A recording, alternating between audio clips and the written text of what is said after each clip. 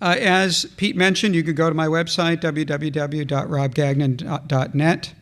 As mentioned up here, I update it regularly with new materials, some that's put in the print media that the publisher allows me to put on, others that I put special on my website, which eventually will work its way into print.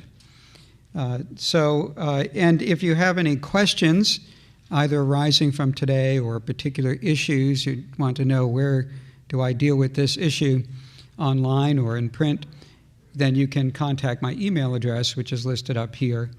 As you see, gagnon@pts.edu. I teach at Pittsburgh Theological Seminary, professor of New Testament there with primary expertise in Pauline studies and sexuality issues in Scripture. All right, there's so much to talk about. I'm glad we're starting now at 1:15. I can see what I have to do between now and 3:30, which is not get done everything. That will be impossible, as Pete just pointed out, because you would be here about another 5 hours. But we'll see what we can get done in the 45 minutes. We'll hit some highlights here and there. And I'm going to start with the text in Genesis 1:26-28. And God said, "Let us make Adam," which is simply a Hebrew term for earthling, created from the ground, the Adamah, a human, "in our image, in accordance with our likeness, and let them have dominion over the fish, the birds, the cattle, the wild animals, and over every creeping thing." And 127, the critical text here, God created the Adam, the human, in his image. In the image of God, he created it or him. You can render the Hebrew either way, depending on whether you look at the Adam as sexually undifferentiated or not.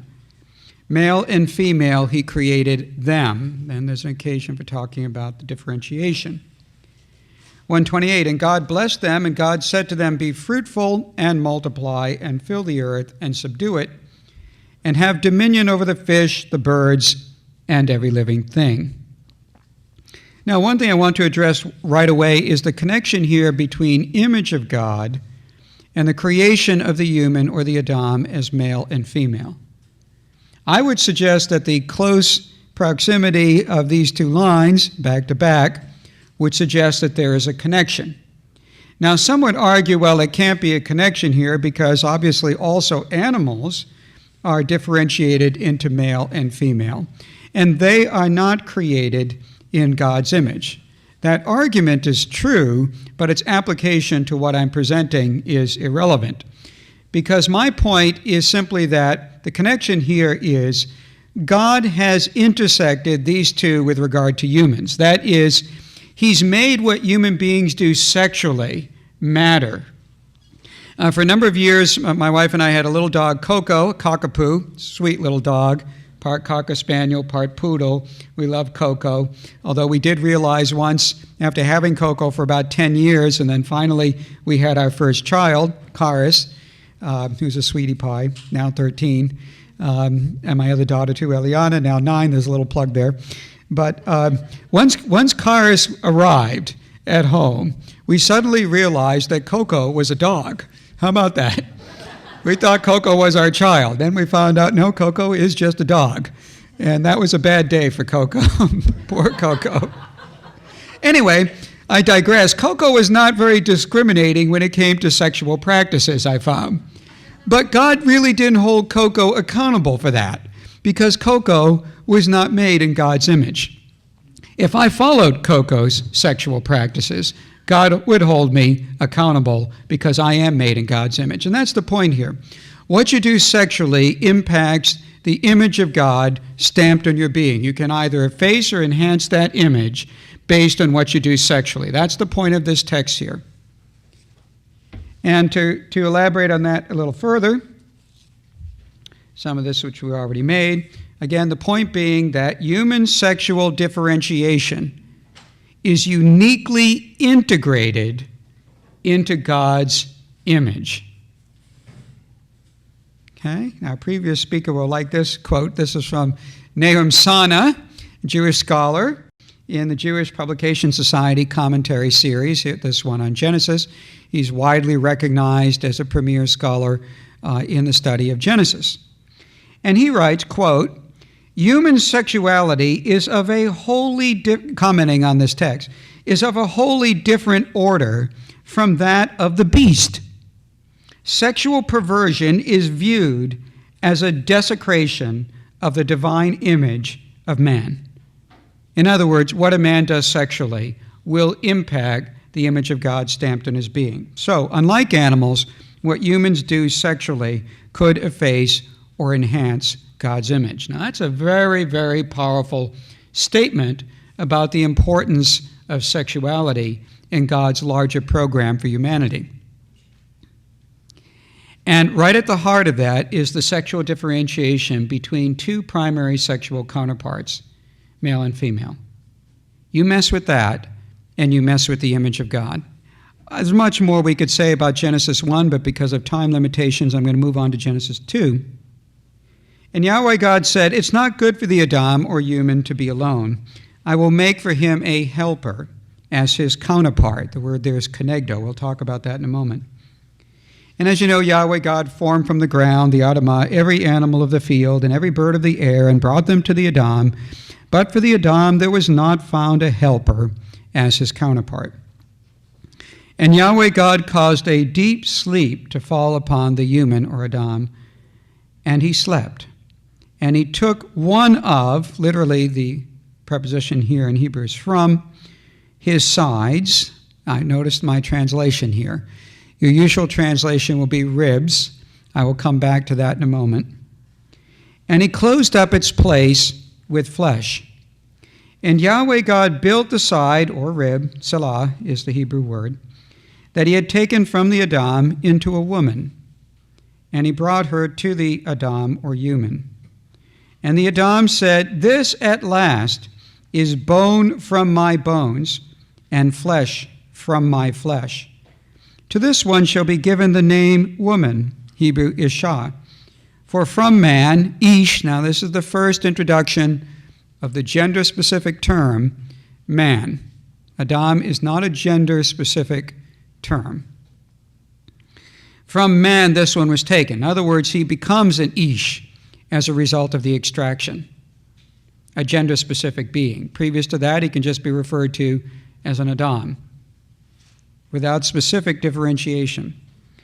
Therefore, a man, an Ish, shall leave his father and mother and his mother and become attached. Now, by the way, both in Hebrew and the related Greek translation given in the Septuagint, this is also the verb that's used for gluing things together. Now, I don't want you to walk away here and say, you learned today that you're stuck with your spouse. Prepositions here are very important. You're stuck to your spouse, not stuck with. Stuck to, joined, united. To his woman, Isha, or wife, could be rendered either way. And they shall become one flesh. Now you note here that I have written or the two. Interesting little note. The Hebrew text, there is no Hebrew text that has the two. The Masoretic text has not two, just they. But all the versional evidence, that is all the non-Hebrew textual evidence, from the Aramaic Targums to the Samaritan Pentateuch to the Greek Septuagint to the Syriac Peshitta to the Vulgate, all the non-Hebrew texts read the two. In other words, there's a developing consensus in Judaism with the progression of time that's implicit in the text. All right, I want to talk a little bit about the term selah that is rendered rib in your English translations. There's a little dictionary, over 12 volumes, called Theological Dictionary of the Old Testament, written by the premier Old Testament and Hebrew Bible scholars around the country, Jewish and Christian.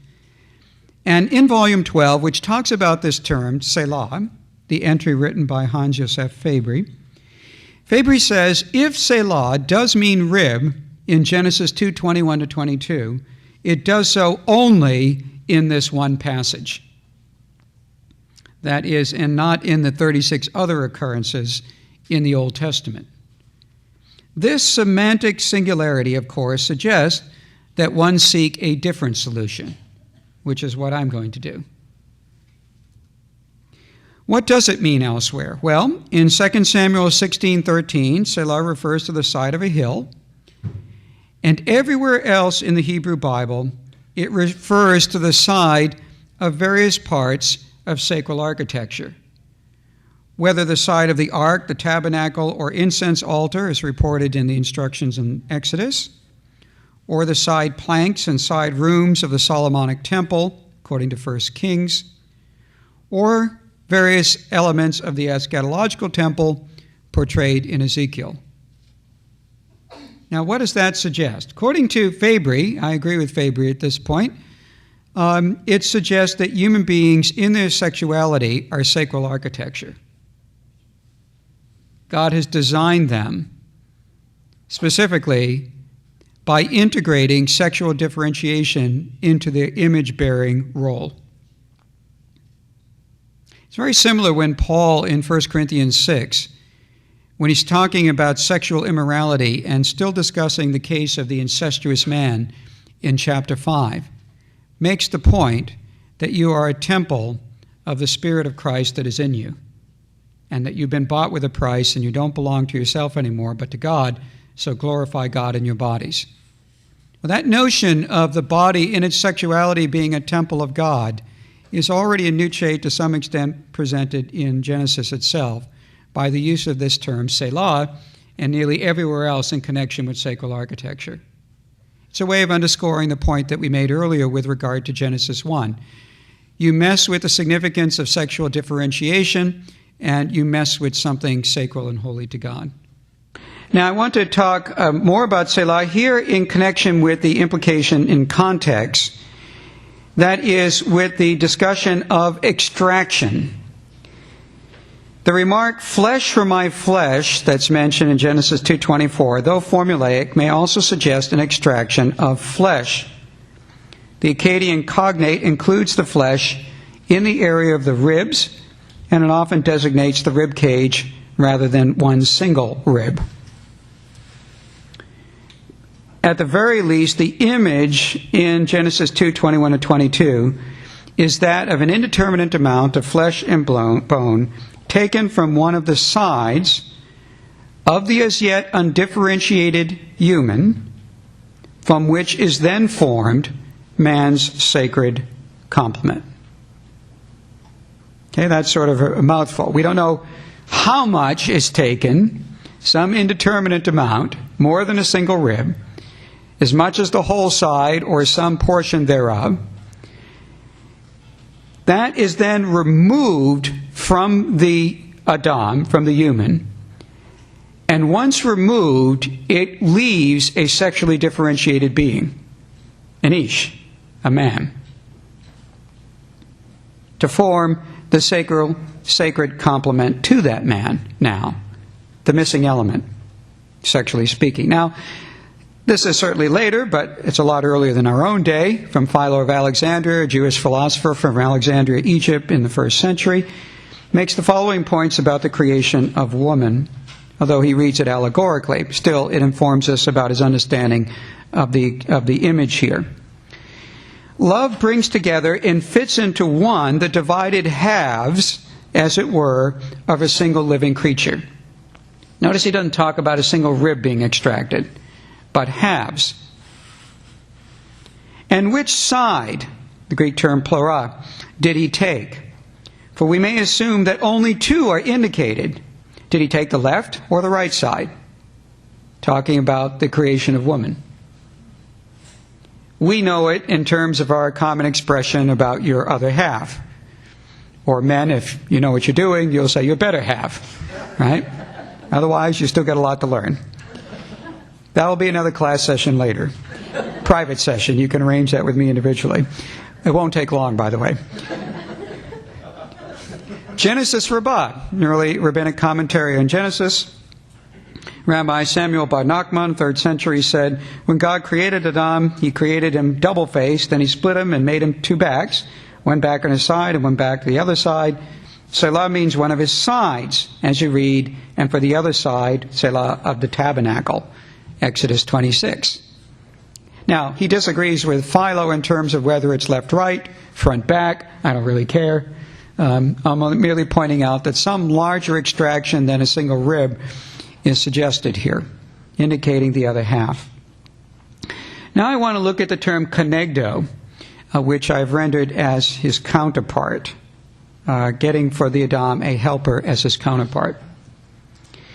Yahweh God said, it's not good for the Adam to be alone. I'll make for him a helper as his counterpart, konegdo. But for the Adam there was not found, that is among the animals, a helper as his counterpart. Now here's how it breaks down. Ka, as or like. The O suffix at the end, holim, means his. Neged means a very interesting term, neged, as a preposition. Neged means both, and about equally so, and sometimes both, corresponding to, and the sense of corresponding to in the context here is the woman is similar to the man in that she's a human being, as opposed to being an animal. That's the similarity expressed by neged.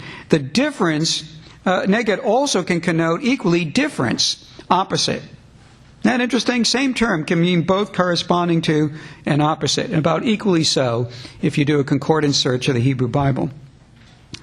So it's beautifully chosen here because the difference is, of course, the difference as regard the distinct sex extracted from the Adam. You see that? Difference within sameness. Not just sameness. The term neged is specifically chosen because it connotes both elements, which is why counterpart is an excellent translation of it, because it gets across both those points. Counterpart implies some degree of sameness because it's what the missing element is that completes one's wholeness, but by necessity it's also that missing element which makes one distinct or different. Or complement, which is also an equally good translation of this, counterpart or complement. Both get across both elements of the term neged in Hebrew. Let's look again at the taking from. Now, the issue of taking from is so important in this text that it's repeated 4 times in very short contexts. God took one of, literally one from, his sides and closed up its place. Yahweh God built the side that he had taken from the Adam. The human declares, this is bone from my bones and flesh from my flesh. And to this one shall be given the name Isha, woman, for from man, Ish, this one was taken. See that repeated emphasis that something has been extracted from the Adam. What is the point of all that? What is missing from the Adam, who is now an Ish, a differentiated gender-specific being, a man, is the part that God has now built into a woman. In this context, then, one flesh clearly implies restoring the missing part of the indivisible whole. Man and woman are thus 2 essential complementary parts in a holistic picture of human sexuality. If there's a missing element, sexually speaking, to a man, it's a woman. And to a woman, a man. To say that the missing element sexually of a man is another man is to create the absurd image that the man is only half a man, needing to merge with another male to be a fully integrated male. But that's a lie. The one thing that a man does not bring to the table, sexually speaking, is essential femaleness. The one thing that a woman does not bring to the table, sexually speaking, is essential maleness.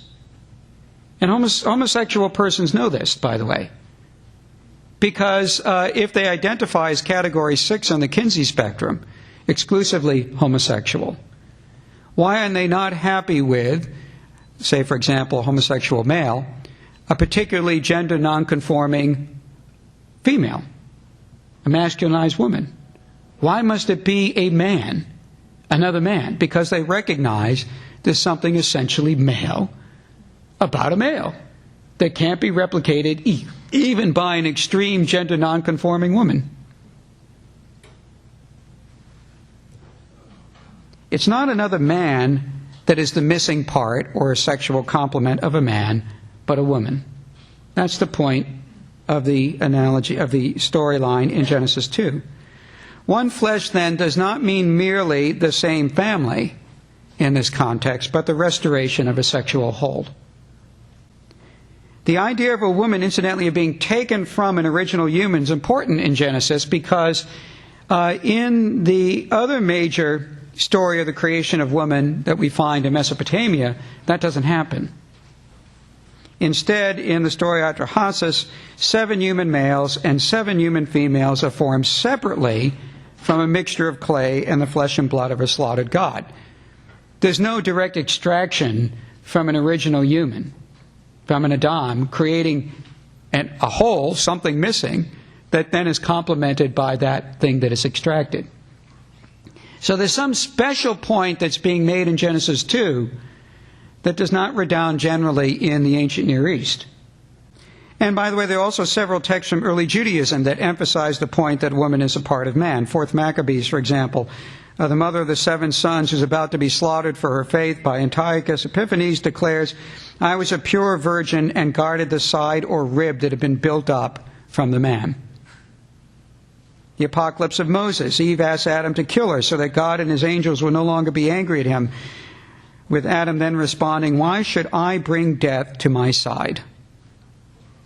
Or rib, depending how we translate it in Greek.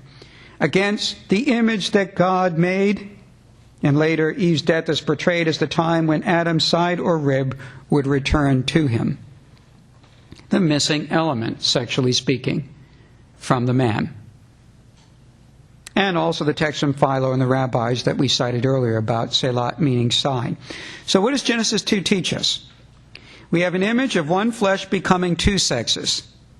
That grounds the principle of 2 sexes becoming one flesh. Beautiful connection there.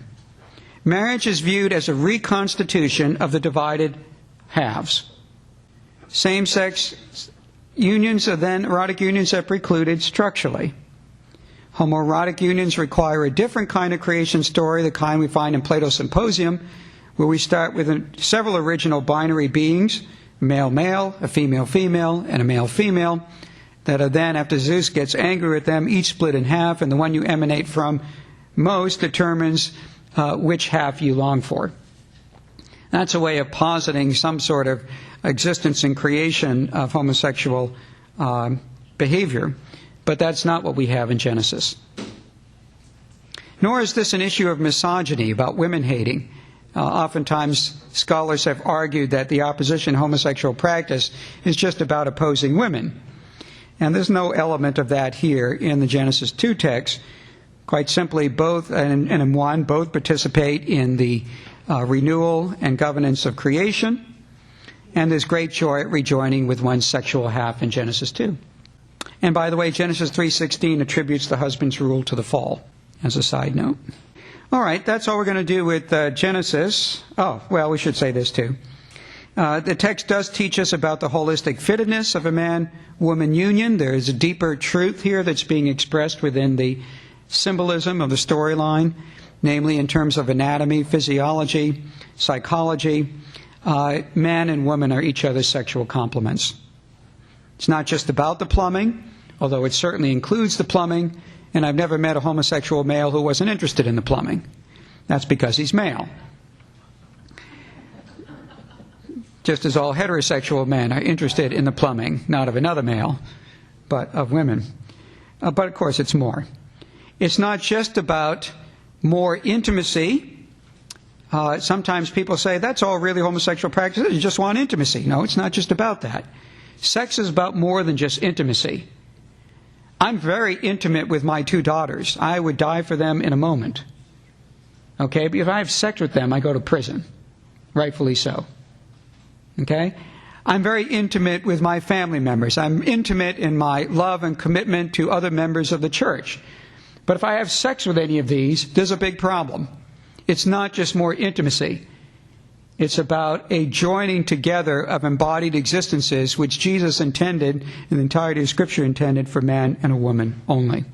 In short, it's not just about uniting a man and a woman, a male and female.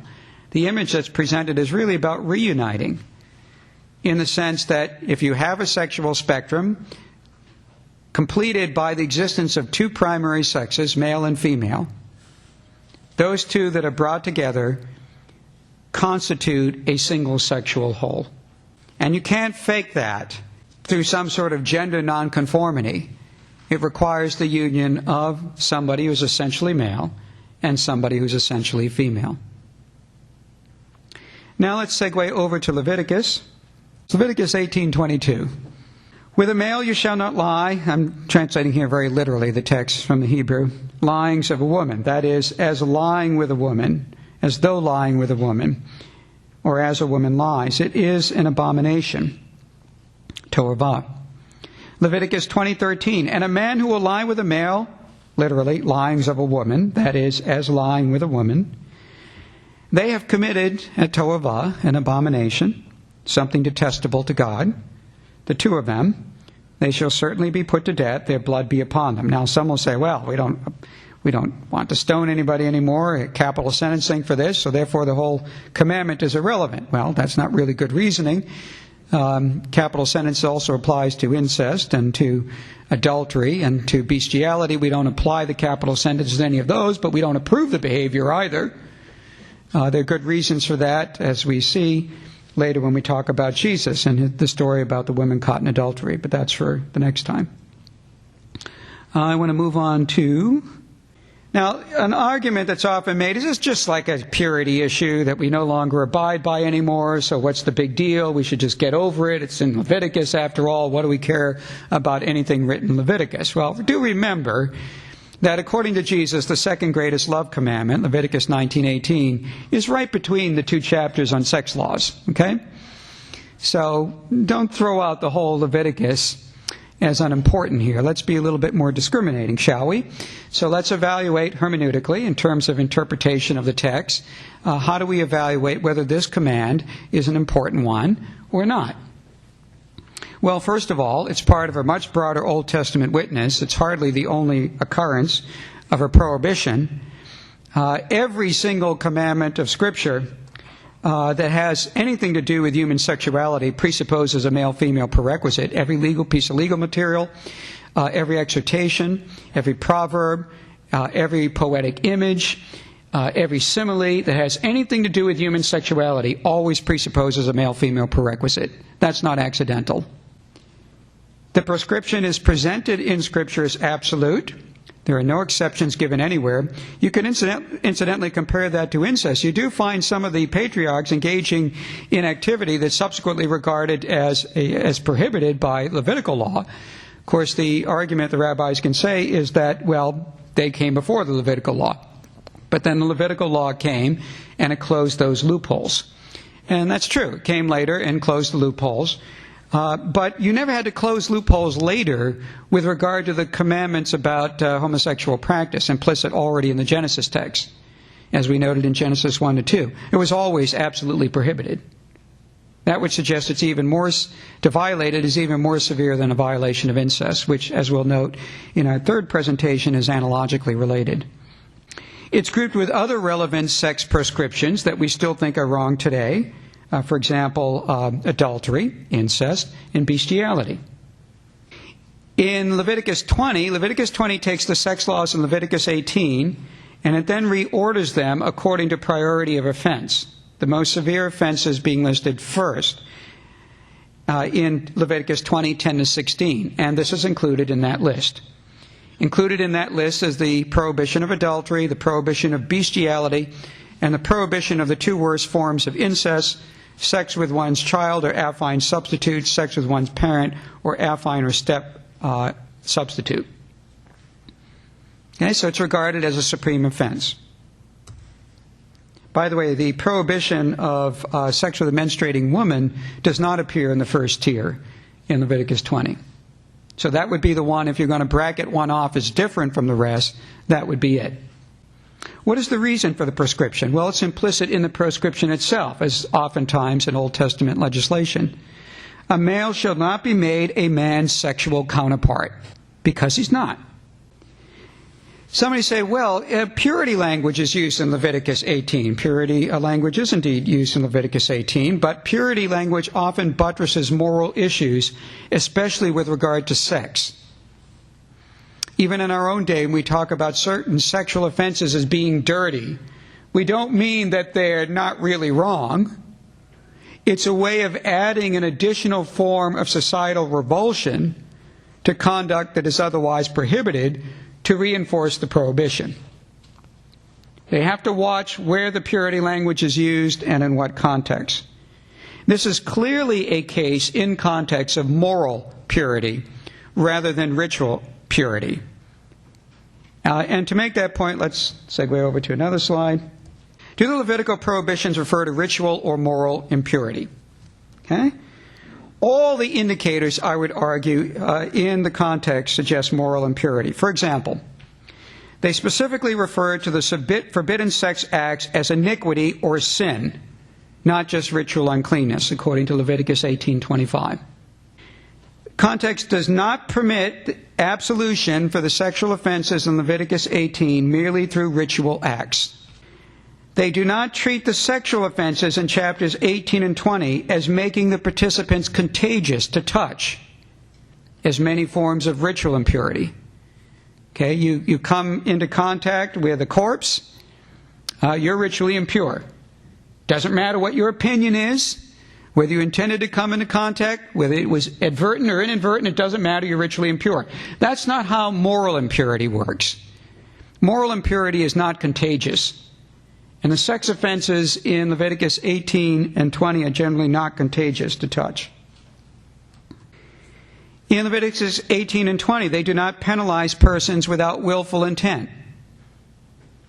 They expressly say, especially in Leviticus 20, their blood be upon them, which is a justification clause for those who willingly engage in the behavior. Whereas regards moral impurity, ritual impurity rather, again, as we noted, it doesn't matter whether the action was inadvertent or advertent, intentional or not. An implicit rationale is given for the prohibition, as we've already noted, so it's not an irrational prohibition. And these prohibitions are applied not just to Jews in context in Leviticus 18, but also to resident aliens, which is picked up in early Jewish Noahide law in the 1st century and later, as binding even on Gentiles who don't become proselytes. Whereas ritual impurity law is not made so binding on Gentiles in the 1st century. So by every reasonable argument here about whether this is ritual or moral impurity, on every level it's rated and categorized as an issue of moral impurity. What about cloth mixtures? People often say it's like cloth mixtures, right? You got polyester and another cotton together, you shouldn't be wearing that. We don't pay attention to those laws anymore. Why should we be paying attention to this law in Leviticus? Well, again, you have to think analogically and you have to look. Here's the clue. What is a good analogy? A good analogy shares the most points of substantive correspondence with the thing to which it is compared. That's a good analogy. If it's got a lot of differences with the thing you're comparing it to, it's not really a good analogy. And that's the case here. Much closer analogs than cloth mixtures or sex with a menstruant are analogies to adultery, bestiality, and especially adult incest, as we'll see later. When we compare issues like cloth mixtures and sex with a menstruant, there's no comparison as regards the severity of the offense. The penalty for cloth mixtures is probably no more than the destruction of the cloth, because we know from Deuteronomy, if you mix two kinds of seed, the penalty is not death sentence for the person who mixes the two kinds of seed, you just destroy the crop. And sex with a menstruant, as we've already noted, is a second-tier sexual offense in Leviticus 18, one that does not occur at capital sentencing. Unlike adultery, the worst forms of incest and bestiality and same-sex intercourse. There's also no comparison as regards the absoluteness of the prohibition and the degree to which the prohibition is symbolic. For example, in cloth mixtures, the prohibition is not absolute. We know that because there are mixtures of linen and wool enjoined on some tabernacle cloths, on parts of the priestly wardrobe, and on the tassel worn by laity. So if we're so bad to mix cloths, you should have the death sentence, which I already know is not the case. Why is it actually enjoined to have such mixture in certain elements? The reason is because there's a symbolism to this mixture. It denotes a penetration, if you will, an intersecting between the human and the divine realm, which is thought in ancient Israelite society as being inappropriate in a non-sacred context, generally speaking. So priests, however, are appropriately in a sacred context, so there they have mixed cloth. The temple itself is a sacred context, therefore mixed cloth. The laity generally are not usually in that kind of sacred context specifically, and yet they're still reserved for God, so the tassel itself is allowed a mixture of cloth, just to remind them that they also share in God's sacred quality. Not to the same extent as the priest in the tabernacle or in the temple, but still to some extent. And that becomes, as you know, more ratcheted up in the New Testament with the gift of the Holy Spirit. As far as sex with a menstruant goes, the only sexual offense in Leviticus 18 and 20 that elsewhere in Leviticus overlaps with permitted ritual impurities is sex with a menstruant. In Leviticus 15, none of the others. Showing some range of views on this issue, equating it more with ritual impurity rather than with the other moral impurity categories. The main issue here seems to be just the interaction of fluids, but not the legitimacy of the sexual union per se. Because it's a man and a woman, husband and wife getting together, that's legitimate. It's just the interaction of inappropriate fluids, the symbolism of blood going out indicating death, with semen going in, which is life. The mixture of those symbolically is thought to be inappropriate. And moreover, sex with a menstruant does not approach the degree of unnaturalness of incest, man-male sex, and bestiality. Since you can have this kind of intercourse, sex with a menstruant, inadvertently happen in the course of normal sexual activity. The onset of the menstrual cycle, you didn't know, you're having sex, okay. You don't get that when you're doing incest, or you're doing adultery, or you're doing bestiality or male-male sex, which is always inappropriate in all contexts. So you see that the poor and analogical character of sex with a menstruant. There's also no comparison as regards pervasive canonical witness. There's significantly more constricted Old Testament support for some of these other things like cloth mixture and sex with a menstruant, and it's not clearly carried over into the New Testament. Whereas the issues of adultery, bestiality, man-male intercourse, incest clearly are. And finally, there's no comparison as regards the social scientific case for circumventing biblical prohibitions. The case against maintaining the prohibitions of cloth mixtures and sex with a menstruant is on a wholly different level than it is with the case analogies of adultery and incest, bestiality, and so forth. The case for maintaining the prohibition of homosexual practice actually resembles at key points the case against adult consensual incest and polyamory, as we'll see later. So why, if you pick a more remote analog, like cloth mixtures or sex with a menstruant, and you avoid the closer analogies, like sex with a close kin, or in the New Testament, polyamory, you're really not interested in analogical reasoning. Because if you're interested in analogical reasoning, you pick the closer analogs, those with more substantive correspondences with the thing being compared, rather than the remote analogs. When you pick the remote analogs over the closer analogs, it's because you are driven to do so by your ideological aims, rather than by appropriate logical reasoning. I never heard anyone say, we've changed our view on some issues in the Old Testament. Let's allow incest now. What a ridiculous argument. Why would we never make it? Because people would recognize incest is of a wholly different order from these other things that have changed. And it's the same thing with the case against man-male intercourse. Now, I see I only have a few minutes left before we get to questions, which would give me the full 15 minutes to questions. So I'm just going to do a quick whirlwind and suggest some things you could ask about if you're interested, although you have perfect freedom to do what you want. And we'll see what happens. When I talk about Sodom, I usually put these circles up here. The argument that's usually made is Sodom doesn't really have anything to do with homosexual practice per se. It's about inhospitality. There isn't certainly an element about inhospitality that is mentioned in the Sodom text. That element is certainly there. How you treat visitors when you don't have hotels in ancient Israel and you're dependent upon the hospitality of people within the city wall when you come within the city wall to be welcome into homes.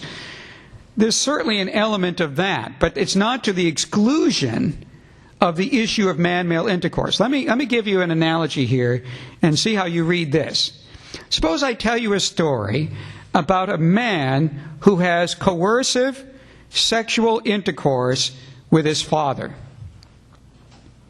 Do you think when I'm telling you such a story that the only form of incest that I'm indicting is a coercive form? No. I see some people shaking their heads, and the rest of you, I'm sure, inwardly are shaking your head. You think that if I'm telling you a story about a man who rapes his father, that I'm talking about a really bad case of rape. Not only rape, which is itself very bad, but a case of incestuous rape of the worst sort with one's own parent, which just ratchets up the offense to be a particularly severe offense, right? You don't think that because I've added the element of rape to the story that I'm only indicting the rape. You think rather I'm trying to tell you a story about a really bad act, almost unprecedented, unparalleled. It's the same thing with the Sodom text. The fact that the coercion is an element is not to the exclusion of the same-sex activity. To the contrary, it's intended as a kitchen sink story of depravity, where it involves not just the rape of visitors, no less, seeking shelter, but a demeaning of their integrity as male, treating them as though they were sexual counterparts to men, that is, as if they were not men, and thereby devaluing their maleness, and so dishonoring them. That's the form of inhospitality that this is taking. Now, if the men in that storyline had consented to a form of sexual intercourse with a single male knocking on the door and saying, I've seen you in the city gate for a while and I feel attracted to you and I'd like to be in a committed relationship with you. If the storyline had followed that trajectory, then had one of the, because in Sodom it's presented as angels visiting, then the visitor would have willingly consented to his own degradation and dishonoring. That's how the storyline would have changed. Not that the dishonoring or degradation would not still be part of a picture, but whether or not he would be a willing participant in his self-dishonoring. How do we know that? Because every element, every concentric circle of literary and historical context that we can bring to bear on the Sodom story makes this point. Other ancient Near Eastern evidence indicates that even when sexual activity is being, now there's porous elements here because we have some varying views in the ancient Near East, but generally, in the Mesopotamian context at least, a man who willingly consents to man-male intercourse dishonors himself. If we look at other related texts, the Deuteronomistic history, which is a way of talking about the material from Joshua to 2 Kings, because it's heavily influenced by the Deuteronomic law in Deuteronomy, has a series of texts called the Kadashim text, which is usually translated something like homosexual cult prostitutes. Literally means the sacred ones. It refers to devotees of an androgynous female goddess who deliberately emasculate themselves, feminize their appearance, and sometimes further than that, sometimes as far as castration, sometimes not, and in a cultic context have sex with other men, and do so willingly. And clearly, the Deuteronomistic historian calls this a toavah, an abomination. By the way, the term toavah, I haven't talked much about it, talked about it already, but just to add, it just simply means, in the context, something abhorrent to God.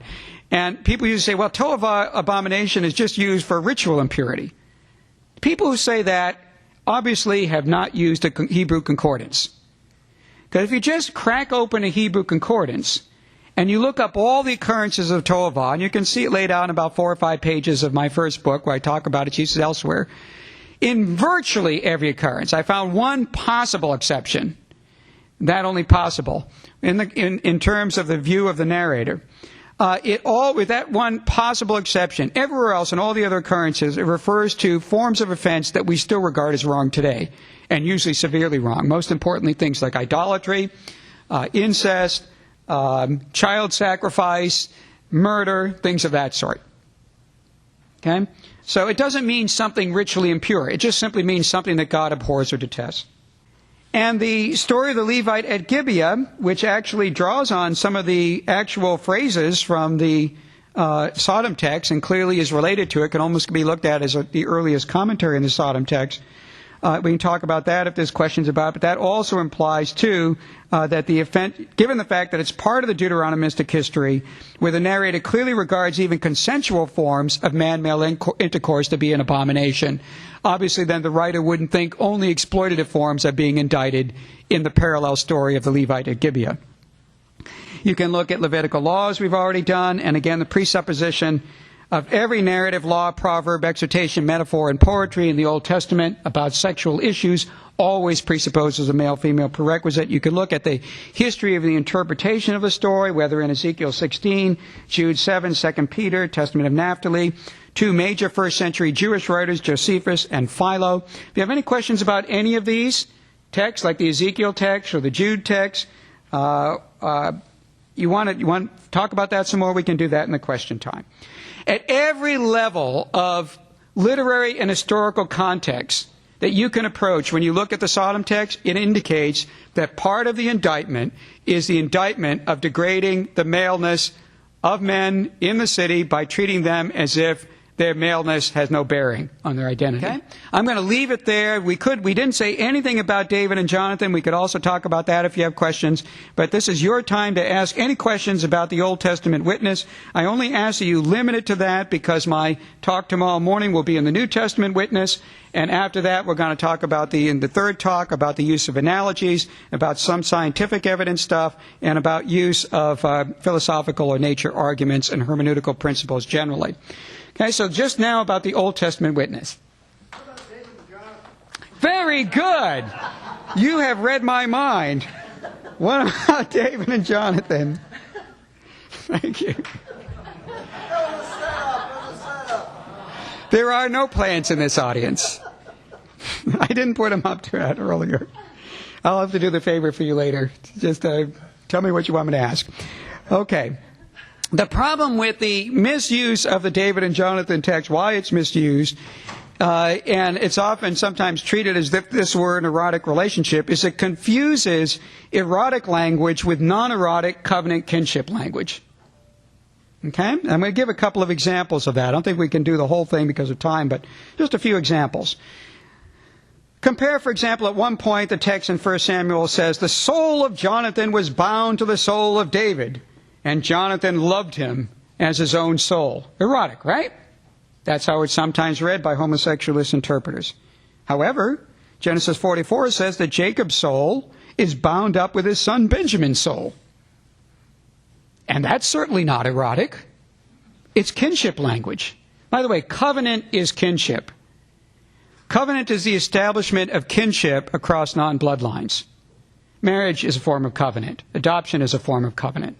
God becomes in covenant with Israel, their kin, in effect, obligated to redeem them in times of need, as kin are. So covenant is kinship.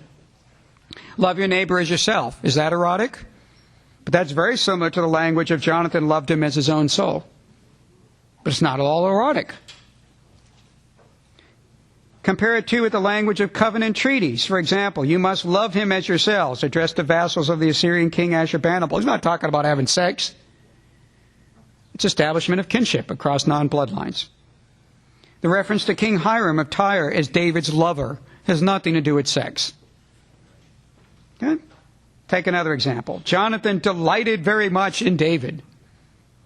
Compare that, same verb. King Saul is delighted with you, David, and all his servants love you. Now then become the king's son-in-law. Has nothing to do with sex. Has to do with kinship. Whoever delights in Joab, this is from 2 Samuel, and whoever is for David, let him follow after Joab, because God delights in David. Is God having sex with David? No. It's a special kinship relationship. When David had to flee from Saul, David and Jonathan had a farewell meeting in which David, quote, bowed 3 times to Jonathan, and they kissed each other and wept with each other. Sexual? Note the political overtones of bowing. Only 3 out of 27 occurrences of the Hebrew verb to kiss have an erotic dimension in the Old Testament. 3 out of 27. Why don't we look at the 24 out of 27 that have no erotic overtone? Most refer to kissing between a father and son or between brothers. In other words, it's kinship language. It's not erotic language, it's kinship language. Saul's response to Jonathan, you son of a perverse, rebellious woman, do I not know that you have chosen the son of Jesse, David, to your own shame and to the shame of your mother's nakedness? Hey, how about that? What is he doing here? Saul is charging Jonathan with bringing shame on the mother who bore him by acquiescing to David's claim on Solomon's throne. In fact, he's saying, be a man, you're the one that's supposed to inherit the throne. Instead, you're giving it up to David. And that sense is bringing a shame on his mother. But it's not implying that they're having sex with each other. It's the supplanting of Jonathan with David as the heir to the throne. Not charging Jonathan with adopting a female role in a homosexual relationship. And when David learns of the debts of Saul and Jonathan, he states, you were very dear to me, your love to me was more wonderful than the love of women. Hebrew verb we're very dear to is used in a sexual sense in the Old Testament in only 2 out of 26 occurrences. And as a related form is used just 3 verses earlier, when David refers to Saul as lovely. But it has nothing to do with sex. Jonathan's giving up his place as a royal heir and risking his life for David surpassed anything David had ever known from a committed erotic relationship from a woman. That's all he's saying. Proverbs 18 says there is a lover, we often render friend, who sticks closer than a brother. But that means somebody even dearer than kin. The narrator's willingness to speak of David's vigorous heterosexual life puts in stark relief the narrator's complete silence about any sexual activity between David and Jonathan. This is not about sex, but about kinship. And we can do other things. I'm just going to put that up, memorize that, and we have another question. Rob, this is Martha Goldberg. Can you comment on Leviticus 18:3 with regard to lesbianism and the Sifra? Not sure which verse that is. Arthur? 18:3 basically is the provision where it says you shall not follow the ways of the Egyptians and the Canaanites. The Sifra, which is the oral tradition coming down, basically says that what are the ways of the Egyptians and the Canaanites?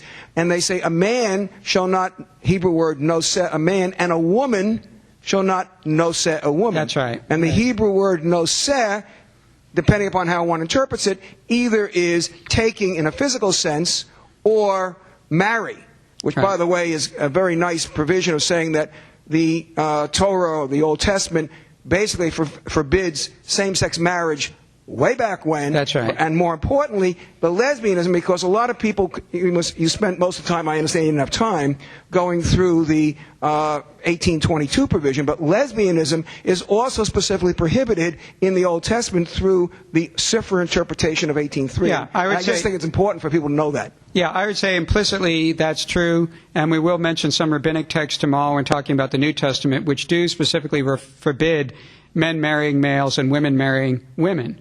So if they were only interested in forbidding exploitative forms of homosexual practice, why are they forbidding marriage, which by its very nature implies something non-exploitative, at least as the intent?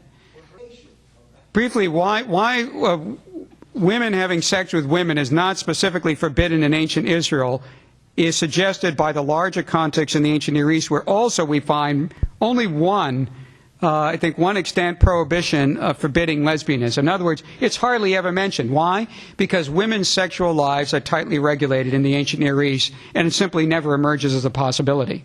It does emerge as a possibility in ancient Greek, and especially as you move into the 1st century where you have women's liberation movements going on, some lesbianism goes on the rise. And there you have, both within Judaism and also even within, interestingly enough, in the Greco-Roman milieu, forbidding lesbianism.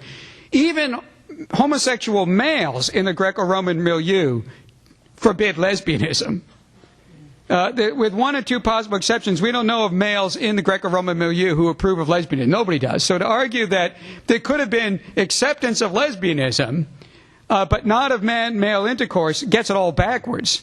Actually, the lesbianism is regarded as worse, and we can talk more about that tomorrow, but we should move on to another question. I have a question. You were talking about the undifferentiated Adam and the differentiated-ish. And so right. I don't know. I don't understand what that means. If it means spiritual or anatomical, what you mean by undifferentiated, and then that gets me to the main part, which is what does it mean to have a male nature? We get into our contemporary culture, that men who are more sensitive or not so athletic, and that might be some predisposition temperamentally. And so I think there's a problem that we don't define in our culture what it means to be male. Right, well, I don't know. The text doesn't tell us, so I don't wish to speculate that much on it either. I think the text just leaves it open to say something happens once there is an extraction from the Adam. That's what the text does tell us. That's why the taking from is repeated 4 times. That's why ish is not used until after the extraction takes place. Now you can really talk in a meaningful way about a man because there's a counterpart, a woman. Now, what does that mean for what happens before? I just use the ambiguous term undifferentiated and don't go into anything beyond that because the text doesn't, I don't think the text really wants us to think about it because obviously in ancient Israel they don't want to promote androgyny either because androgyny doesn't exist in the created order. Although there are some views in the ancient world about thinking of recreation as moving towards androgyny. And even Jesus talks about neither a woman is not given in marriage nor a man marry in heaven, but are like the angels. So, but these are elements that take place in recreation. I don't think sexual activity takes place in the new creation. That's the implication of Jesus' remark. And then you think, oh, drats, because I really like sex. So I really like that to carry on in the new creation. But when the church fathers look at that, this is what they say. That being in God's immediate presence will make you forget about sex. Because whatever exhilaration you experience from sex, and certainly it can be very great for us in this side of the eschaton, but in the kingdom of God to come, it will pale by comparison with the ecstasy of being in God's immediate presence. So it's like why you don't have the sun in Revelation, the book of Revelation. Why? Because God is in the temple. Well, what more do you need with the sun? What a pale light that would be. That'd be like a 10-watt light bulb compared to, I don't know, what they use in the baseball stadiums living up. I mean, it's just, what's the point? Something much better has replaced it. Now, what is a man and what is a woman? It's hard to define, but I know it when I see it. I've never mistaken it. It's amazing. Even those who call themselves homosexual, Category 6 homosexuals, are able to identify the distinction between a gender nonconforming person of the other sex and a person of the same sex. And they want the person of the same sex. And they're not happy with the gender nonconforming person of the other sex, even though extreme gender nonconforming. Why? Because they know even apart from the gender nonconformity, that person still remains that other sex. And what they may perceive, and here's where you got to be sensitive to this, because I think behind that dynamic is something important to note, and that is there's a perception in the self that there's something lacking in my identity as male, if male, or female, if female. And there should be no mockery of that. There should be no making fun of that. That is a very serious point to be made. And we'll talk about that more in the third talk, but I simply want to say about that at this time that we are not in need of additional structural supplementation to our gender. I can't become more male by merging with another male. I am already fully male. But we may be in need of structural affirmation, not supplementation, but affirmation of our maleness and femaleness. It's just that if we engage in sexual activity with the same sex, we just regularize the misperception that we're not fully male or not fully female by treating ourselves as half of the sex that we actually are whole. So it actually creates a problem. So what's part of a healthy way of working in the midst of same-sex attractions? We won't necessarily rid you of same-sex attractions, but to manage them. Close, intimate relationships with members of the same sex, but non-erotic. That's what's needed. The structural affirmation of one's identity as male if male, or female if female. And that's sort of an undercurrent of the Genesis 1-2 text that we talked about. And we'll stop there, I guess, and there'll be talk on New Testament tomorrow and one on everything else I didn't cover in the third talk. Thank you. Thank you, Rob.